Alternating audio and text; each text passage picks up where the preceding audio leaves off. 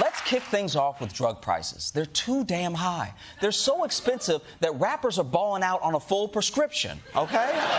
Singles are dropping like, I got a drop top Benz and a multiply Alexa Pro. Now, President Trump made big promises about lowering drug prices once he got into office, but all the haters said he was never actually going to get it done. Well, guess what, haters? His promises just got even bigger. We're going to get the drug prices down, not 30 or 40%, which would be great, not 50 or 60, no. We're going to get them down 1,000%, 600%, 500%, 1,500%, numbers that are not even thought to be achievable. Yeah, I also thought it would not be achievable to lower drug prices 1,000%, because that's not how percentages work. Just so you understand, lowering drug prices 100% means it's free. Lowering it past that means they're going to give you money.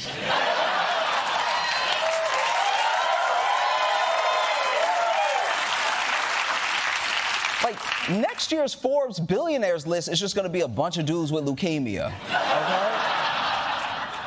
On the bright side, we're actually going to be bankrupting insurance companies instead of the other way around, you know? If Trump had enacted this sooner, that CEO would have shot Luigi. But look,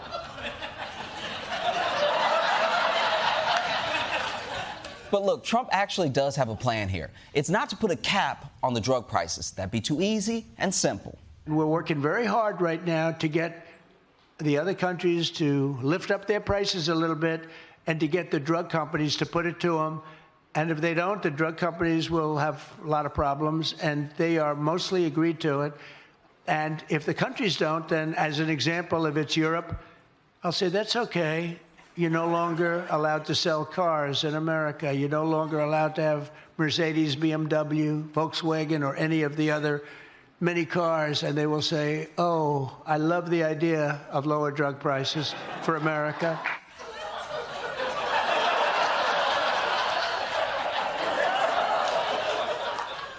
So the plan, just so I have it right, is to lower drug prices here by forcing Europe to raise drug prices over there, or they can't sell us their cars, reducing our choices as consumers and making cars in general more expensive for everybody.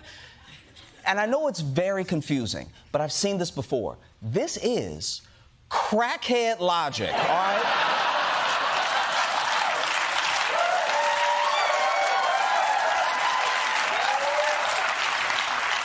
A crackhead can never go from A to B, all right? When I was a kid, I'd see a dude who needed $15, but instead of asking for money, he would try to sell you a tire, which of course he didn't have, but he did have a bike chain, and if you would buy that bike chain from him for $12, he would put that towards the tire, and then one day, eventually, buy crack. And my point is, that's a better drug plan than what Donald Trump is doing.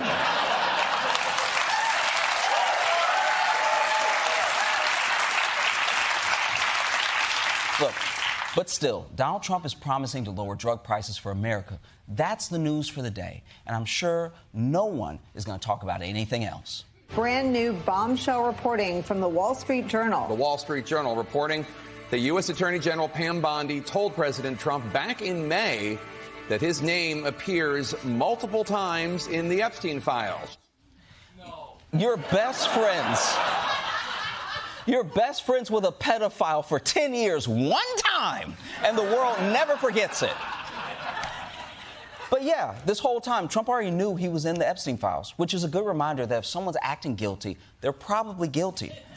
No one's ever going to be like, don't look at my browser history. You'll see all the charities I volunteer for. But the good news for Trump is this is America. We don't read. As long as there's no video coming out, he should be A-okay. CNN exclusive. Newly uncovered photos and video offers a new look at President Trump's past ties to Jeffrey Epstein. Here you see the two at the opening of the Harley-Davidson Cafe. Months later, some new photos reveal Epstein walking into the Plaza Hotel to attend Donald Trump's wedding to Marla Maples. There's also what was found in this review of archival footage from a 1999 Victoria's Secret fashion show, which reveals, as you see, the two men chatting, laughing with one another on the sidelines of that event. It's getting to the point where it's harder and harder to find a photo of Donald Trump without Jeffrey Epstein in it. As Donald Trump, your only hope is to be like, hey, I take pictures with lots of people, all right? I'm in pictures with OJ, Diddy.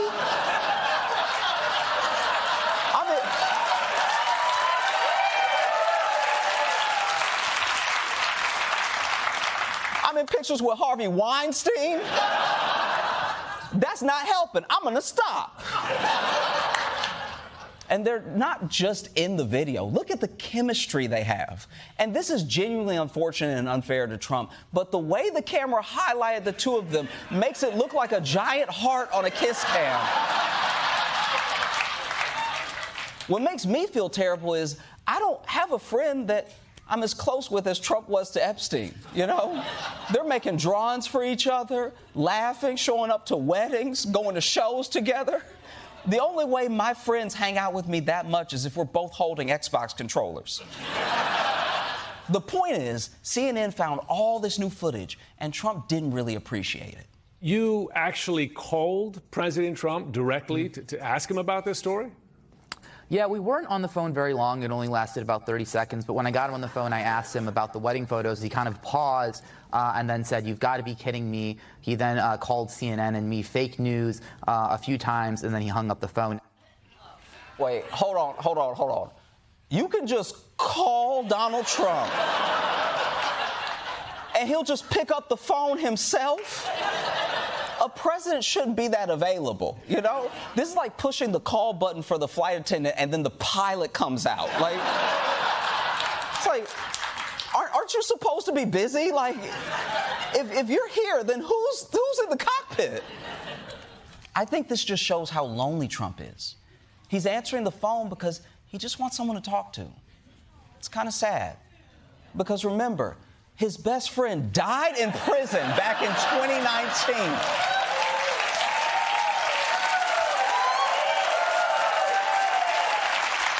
So, once again, Donald Trump can't shake the Jeffrey Epstein news. He's going to lower drug prices 2 billion%, and the media still won't let it go. But old buddy Donnie's got another card to play. President Trump again tried to divert attention from the Epstein files, this time by accusing former President Barack Obama of treason. Obama cheated on the election, and we have it cold, hard, blue, and it's getting even more so. I'm sorry, you can't just say cold, hard, and blue. Like that's a normal phrase about an investigation. There's been 400 seasons of Law & Order, and no detective has ever said, we got you cold, hard, and blue.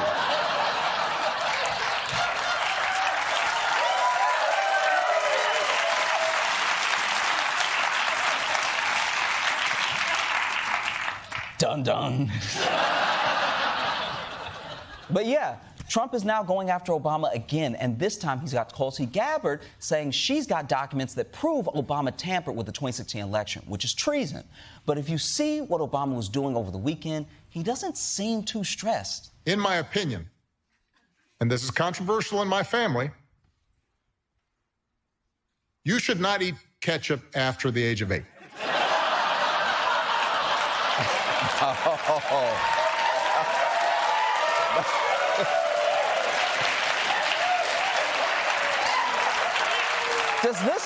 Does this man seem worried? You know, he's doing a podcast about ketchup. How is it that Barack Obama, the man Trump hates the most, is the most unbothered during 2 Trump presidencies? Like, I don't know what is pissing Trump off more, the fact that no one is letting go of the Epstein files, or that Obama refuses to be the adversary Trump wants him to be. This would be like if you took the movie Lion King, and right after Scar took over Pride Rock, Simba sang Hakuna Matata for the last 43 minutes of the film. Also, what an insane take. You're not allowed to have ketchup after the age of 8? Like, 8 years old is too young for rules like that. Like, at 8, I'm still wetting the bed, but now I have to be an aioli man. For more, let's go live to Michael Kosta.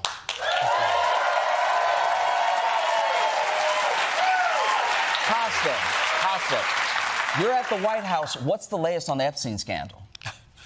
Sorry, Josh. It's actually pronounced the Obama scandal. But you're right. Everyone is talking about it. What's that?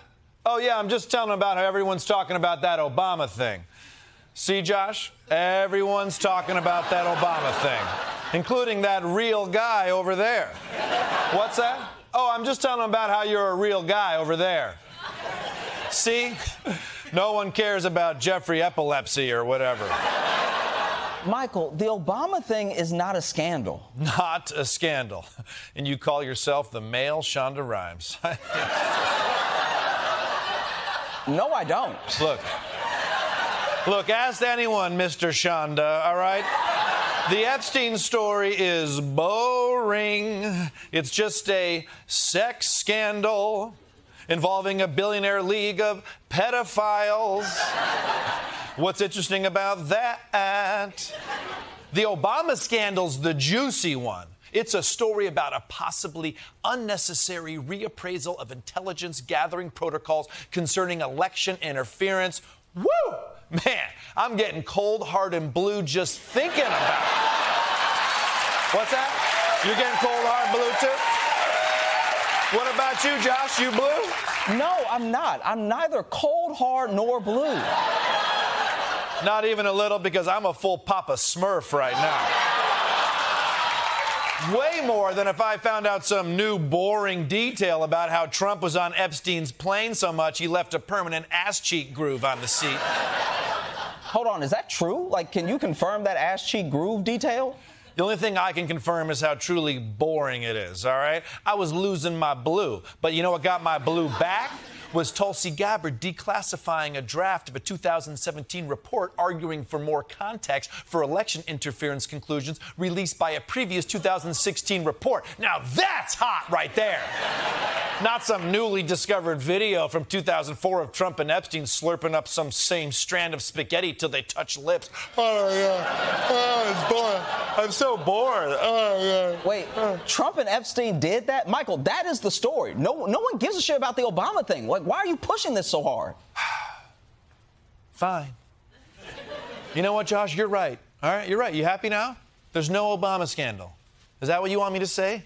That the Epstein scandal is way more exciting than the Obama scandal, which is boring and isn't even real? That there's no Obama scandal? And isn't that kind of a scandal? Why isn't there an Obama scandal? What is he hiding? Josh, we figured it out. You're a genius. You and me are blue as balls right now, Josh. Come on. We got it. No one's blue. Michael Kosta, everybody.